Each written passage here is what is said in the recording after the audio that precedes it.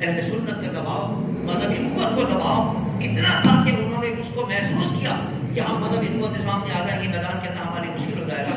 حالانکہ عمران خان کا دباؤ کو بنیا نہیں ہے نا، میں وزیر داخلہ تھا تو اسے کہا یہ گنتی ہو جاتا ہے ان کا، کبھی کچھ کہتے ہیں کبھی کچھ کہتے ہیں، لیکن الحمدللہ مذہبی قوتوں کا دباؤ ہے.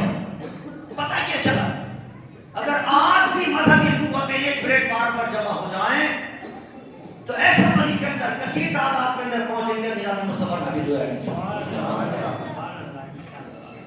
لیکن کون سا ہے کم سے کم اہل سنت والجماعت کی جماعتوں کو ہم سمجھا ایک پلیٹ فارم پر جاؤ، ایک پلیٹ فارم پر جاؤ، سب ایک جگہ جمع ہو جاؤ.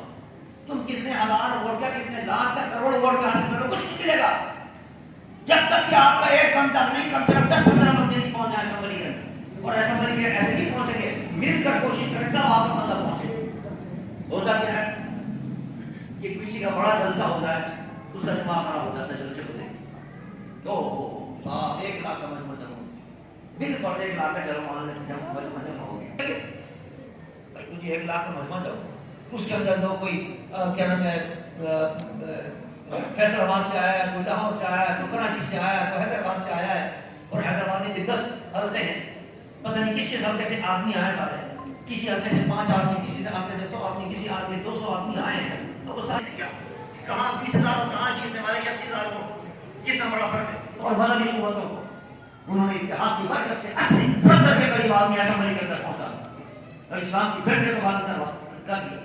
آج بھی اگر ہم قائد ملت اسلامی کے نقش قدم پر چلیں اور قوت بنایا اپنی مذہبی قوتیں بنایا اپنی اتحاد کے ذریعے، تو کوئی مشکل نہیں ہے کہ اسمبلی کے اندر کتنے آدمی ہمارے پہنچ جائیں کہ ہم اپنا وزیر اعظم لا سکیں. اگر وزیر اعظم نہ بھی ہو تو کم از کم اتنے آدمی ہمارے ہو سکتے ہیں کہ کسی بھی حکومت کے بنانے کے اندر وہ محال خالی ہو، ان کے بغیر حکومت نہ بنے.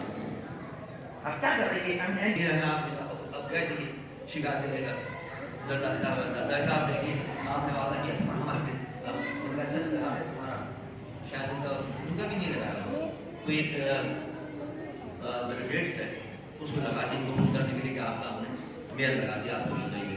لیکن دیکھیے ان کے 10 آدمی اسلام کا نظام معافی کریں کوئی شرط ووٹ دیں گے کہ آپ نے قانون نافذ کیا ہمارے پاکستان کے اندر گھریلو تشدد کے نام سے جو سراسر اسلام کے خلاف ہے، اس قانون کو ختم کیا. آپ نے پاکستان سے قانون بنانا ہے کہ کوئی شخص 18 سال سے پہلے شادی نہیں کر سکتا. کہاں لکھا ہے کہ 18 سال سے شادی نہیں ہو سکتی. آپ زنا کو ترویج دے رہے ہیں، زنا کی اشاعت کر رہے ہیں. آپ چاہتے ہیں کہ لوگ زنا کریں. بچے کو 8 سال سے 9 سال کے اندر شرعی جان سے بالغ ہو جاتا ہے. اب 9 سے لے کر 18 سال تک 9 سال تک انتظار کریں.